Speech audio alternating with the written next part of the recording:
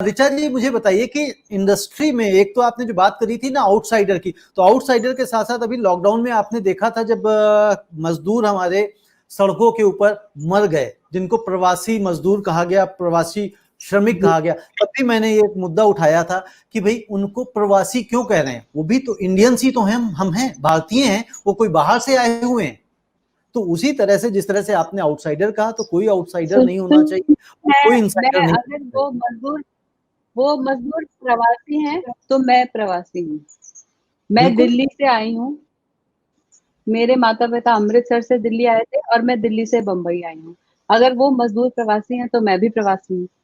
अगर मैं उनके लिए प्रवासी शब्द का इस्तेमाल करूंगी तो मैं खुद के लिए भी करूंगी। मुझे किसी ने बोला why you care about migrant so much, मैंने बोला because I am a migrant. I came to this city and I rented an apartment and I started working here. यही दिहाड़ी मजदूर और हम में बस इतना ही फर्क है कि वो शायद खोली में रहते होंगे और हम अपार्टमेंट में रह लिए, बस। हम भी प्रवासी मजदूर हैं। अब हिंदुस्तानियों को एक साथ खड़ा होने की जरूरत है। जरा देखिए कि क्या चल रहा है मतलब आसपास, सच में बहुत दुखद हालात। जी रिचा जी, आपने बिल्कुल सही कहा, सिर्फ और सिर्फ स्किल का फर्क है और जिसकी वजह से वो, आपने कहा वो झोपड़ी में रहते हैं या झुग्गी में रहते हैं और आप अपार्टमेंट में रहते हैं। जो बॉलीवुड में किस लेवल का स्ट्रगल है। देखिए मौके और प्रिविलेज की बात है। मेरे माँ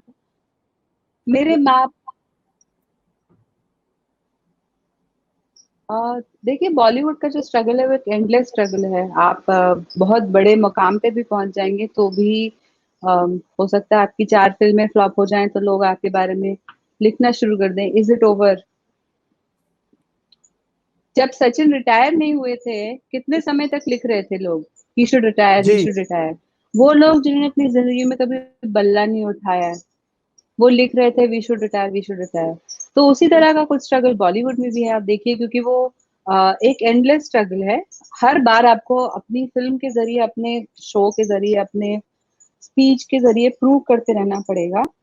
और यही सच है, ये एक स्ट्रगल है जो चलता रहेगा। और इस स्ट्रगल में अनफॉर्चुनेटली मतलब जो भी, मतलब ऑडियंस का भी बहुत बड़ा हाथ है। तो ऑडियंस को फिर उन फिल्मों को सपोर्ट करना चाहिए। और अभी ओटीटी के आने से इसमें थोड़ी सी डेमोक्रेसी बढ़ी है, तो मैं आने वाले कल के लिए मैं बहुत होपफुल हूँ। मैं आने वाले कल के लिए निराशावादी बहुत नहीं होना चाहती। निराशावादी होना भी नहीं चाहिए, क्योंकि सभी एक पीछे वो वीडियो चल रहा था, ऑडियो चलता होता था अमिताभ जी का कि समय है, बीत जाएगा, निकल जाएगा। तो समय होता है, कभी भी अगर अच्छा समय नहीं रहता है, नहीं रहा तो कभी भी बुरा समय भी नहीं रहता है। तो समय आता जाता रहता है, तो निराशा में कभी भी नहीं फंसना चाहिए। बिल्कुल आप सही कह रहे हैं, लेकिन सिचुएशंस हैं, बदलती रहती हैं। कई बार ये भी अच्छा होता है कि सामने लोग आपको क्रिटिसाइज करने के लिए बैठे होते हैं, तो आप उनके डर से भी बेहतर काम कर रहे होते हैं। लेकिन हर बार ये सही नहीं होता है कि हर बार आप किसी को सिर्फ और सिर्फ क्रिटिसाइज करते रहें। जिस तरह से आपने कहा कि उन्होंने कभी बल्ला नहीं उठाया होता है, लेकिन उनके बारे में वो भविष्यवाणी करते होते हैं कि उनको क्या करना चाहिए और क्या नहीं करना। और जब वो रिटायर कर जाते हैं तो बोलते हैं God of cricket has retired. God भी कहेंगे, गाली भी देंगे, ये इस देश का सच है। और उससे भी बड़ी बात है, एक ही व्यक्ति, एक ही जर्नलिस्ट वही बात को दो तरीके से कह रहा होता है। उसको खुद नहीं पता होता कि कल अपनी बात जिसको उसने कहा था उसे ही आज वो कॉन्ट्राडिक्ट कर रहा है बैठ के। तो एक ओपिनियन तो आपको बनानी पड़ेगी। कुछ वैसे बात हो गई कि मैंने चुनाव इस पार्टी को गाली देते हुए दिया और जैसे ही मैं जीता मैं उस पार्टी में ज्वाइन हो गया 200 करोड़ लेके। तो फिर चुनाव ही क्यों हो? समझ रहे हैं मैं क्या कह रही हूँ? ये सारी बातें आई थिंक ये सबके दिमाग में चलती हैं। बिल्कुल ठीक बात है। ऋचा जी, आई थिंक आपने बहुत सारे प्रश्नों का बड़ी बाकी से जवाब दिया और बहुत बहुत शुक्रिया और बहुत सारी शुभकामनाएं हैं आपको कि आप दिल्ली का नाम रोशन करें। मैं आपसे माफी मांगना चाहती हूँ। हम काफी समय से ये इंटरव्यू करने की कोशिश कर रहे हैं पर हो नहीं पाया और मैं बहुत खुश हूँ कि ये आज फाइनली हो गया और आपने इतने सहज तरीके से बात की। वरना हमें भी ऐसे ही फोन आते हैं कि व्हाट्स योर फेवरेट कलर, तो फिर हम भी बोर हो जाते हैं। ऋचा जी, इसके लिए मैं हमेशा एक चीज कहता हूं, मैं कहता हूं कि एवरीथिंग इज डेस्टाइन्ड। जब जो चीज जब होनी है, जैसे होनी है वो तभी होती है।